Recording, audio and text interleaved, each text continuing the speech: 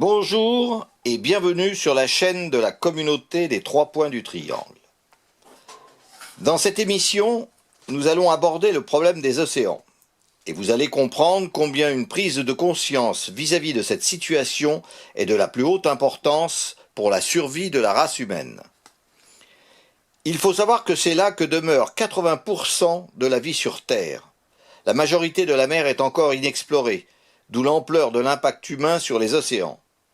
L'échouage de nombreuses baleines en Europe suite à la présence de plastique dans leur estomac doit vous alerter. Vous ne devez pas oublier qu'ils maintiennent l'océan en vie. Lorsqu'un cétacé vient respirer en surface, il fertilise le phytoplancton, une plante marine microscopique qui absorbe 4 fois plus de CO2 par an que la forêt amazonienne et qui produit 85% de l'oxygène que vous respirez. Dans le contexte du réchauffement climatique, protéger ces animaux, c'est protéger la Terre entière. Si les cétacés meurent, il se pourrait que l'océan meure à son tour. Et si cela devait arriver, vous mourrez aussi. Aujourd'hui, un camion poubelle se déverse dans l'océan toutes les minutes. Il flotte actuellement environ 150 millions de tonnes de plastique sur l'ensemble des océans. Le plastique se décompose en particules de microplastiques. Aujourd'hui, il y en a 500 fois plus que d'étoiles dans la Voie lactée.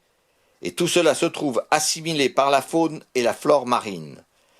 L'on pourrait dire que les océans sont devenus des soupes plastiques et toxiques. Mais il y a pire. Le Japon a repris la chasse aux baleines et a quitté la Commission baleinière internationale, reprenant la direction de l'Antarctique, rejetant le moratoire international sur la chasse à la baleine de 1986. À Taiji, au sud Japon, se déroule une chasse aux dauphins et aux petits cétacés qui relève plus du massacre que de la nécessité de prélever ces mammifères pour les parcs aquatiques.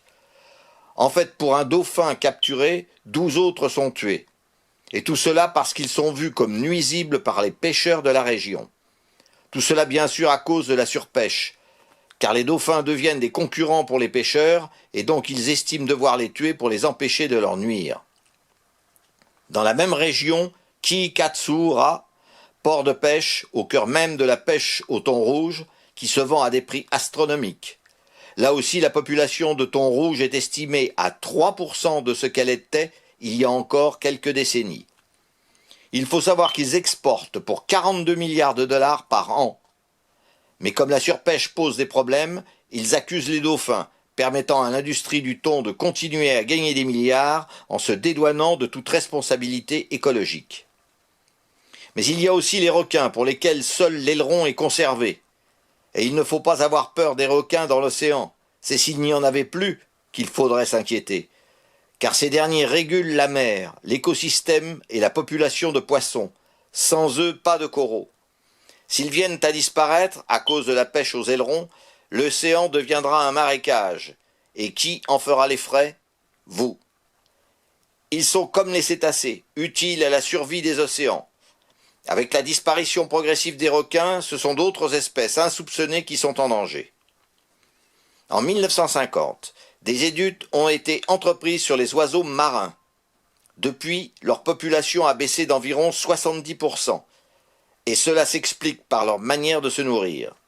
Ils plongent à la surface de l'eau pour attraper les petits poissons. L'idéal, c'est quand les prédateurs rabattent des bancs de poissons vers la surface où ils les mangent.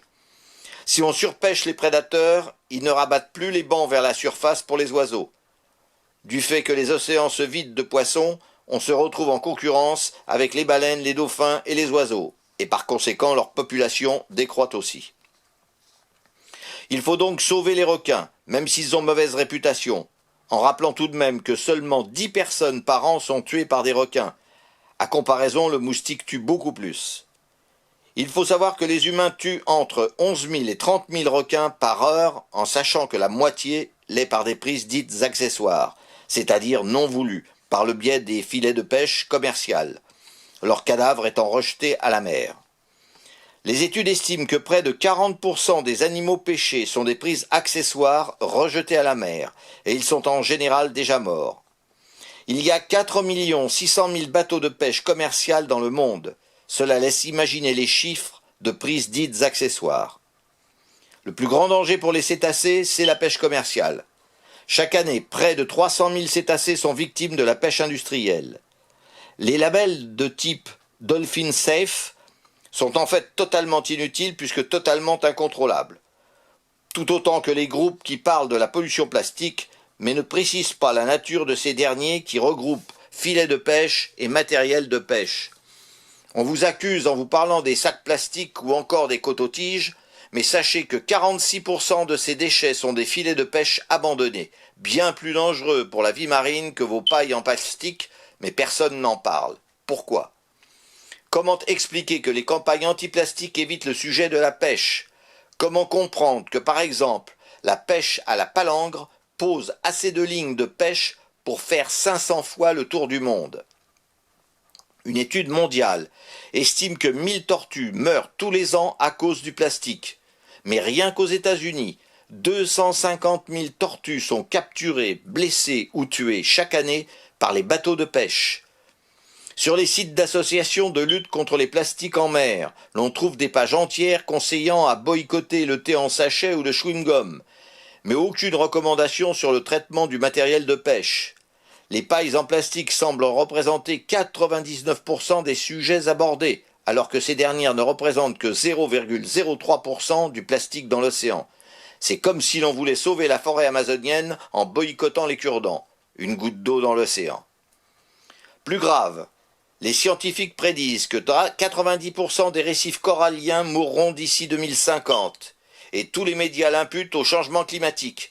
Mais personne ne rappelle que les poissons sont vitaux pour le corail, car l'écosystème des récifs coralliens est basé sur le recyclage. Les coraux se nourrissent des déjections des animaux. La pêche est mauvaise pour les poissons, mais pas seulement. Les coraux qui se nourrissent des produits disséminés par les poissons n'ont plus les nutriments nécessaires à leur croissance. La pêche est devenue le pire danger pour de nombreux récifs. 90% des gros poissons qui prospéraient depuis des millénaires ont disparu. Les océans sont au point de non-retour. L'océanographe Sylvia Earle, exploratrice attitrée du National Geographic, explique que depuis le milieu du XXe siècle, les humains sont parvenus à extraire une immense partie de sa faune. On estime que d'ici le milieu du XXIe siècle, si vous continuez au même rythme qu'aujourd'hui, la pêche devra s'arrêter car il n'y aura plus de poissons à pêcher. Vous devez savoir que 2700 milliards de poissons sont pêchés chaque année. Si vous continuez à ce rythme, les océans n'auront plus de poissons en 2048. Les espèces sont interconnectées et régulent la composition chimique des océans ainsi que l'atmosphère de votre planète. Le mouvement des animaux au sein de la colonne d'eau permet de brasser autant que le vent, les vagues, les marées et les courants combinés. Cela a un impact phénoménal sur la composition physique, chimique et biologique de l'océan. Ce brassage marin permet à l'océan d'absorber la chaleur atmosphérique. En nageant verticalement, les poissons créent une plongée d'eau. L'eau chaude de la surface descend et se refroidit. La recherche en ce domaine est incomplète, mais la décimation de la vie marine nuit à ce processus et contribue au réchauffement des eaux.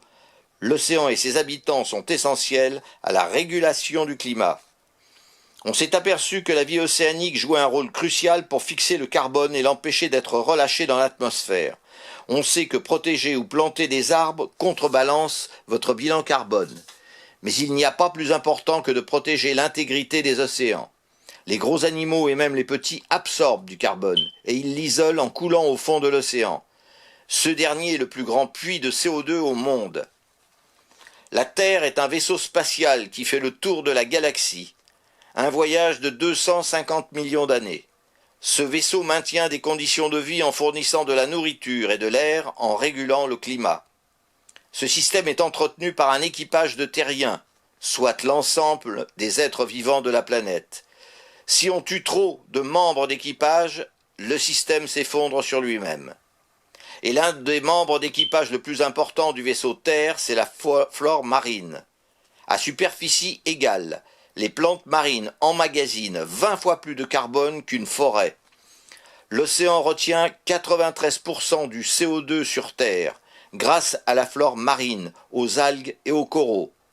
Perdre ne serait-ce que 1% de cet écosystème équivaudrait à relâcher les émissions de 97 millions de voitures. L'éradication constante des poissons et une déforestation de l'océan ne peut que conduire à une catastrophe.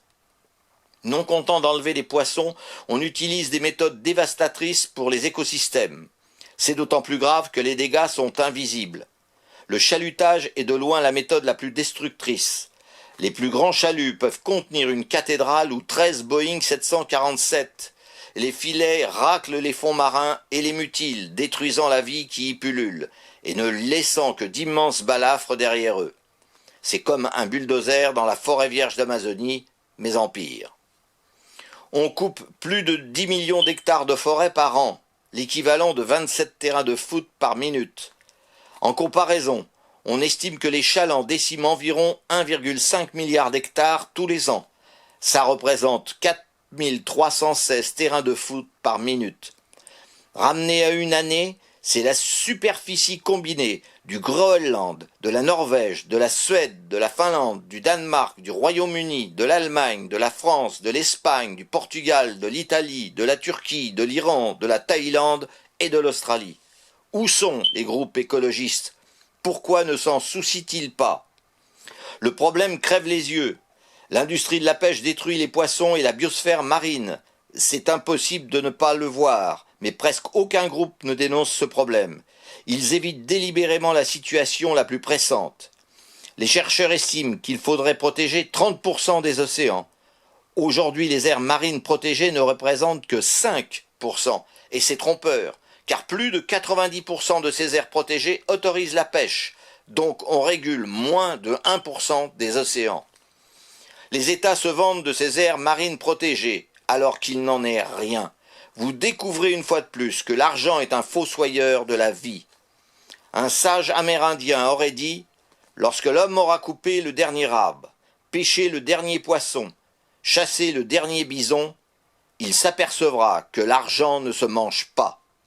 Si vous deviez en arriver là, c'est votre propre extinction que vous aurez programmée. À bientôt sur notre chaîne. Peuple de la terre, vous devez être conscient de votre responsabilité, car vous seul pouvez infléchir la voie sur laquelle une poignée d'humains dénués d'intelligence, n'ayant que le profit pour divinité, vous entraîne.